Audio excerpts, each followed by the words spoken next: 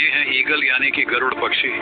इतिहास गवाह है कि ईगल जब भी अपनी पंखों को फैलाकर आसमान में उड़ना शुरू करता है तब बड़े से बड़े पक्षी आसमान को खाली कर देते हैं। चूहे अपने बिल में घुस जाते हैं, मछलियां पानी के अंदर चली जाती हैं।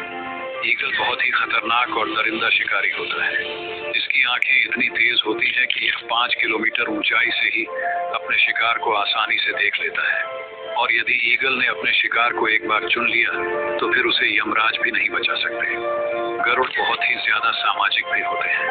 यह अपने बच्चों को बचाने के लिए किसी भी हद तक जा सकते हैं। ईगल लगभग 50 सालों तक जीवित रहते हैं और जब तक जीवित रहते हैं तब तक आसमान पर राज करते हैं। पृथ्वी पर इनकी टोटल 60 प्रजातियां पाई जाती हैं। और यदि आपको ऐसे ही रोचक तथ्यों में दिलचस्पी है तो हमसे जुड़े रहें।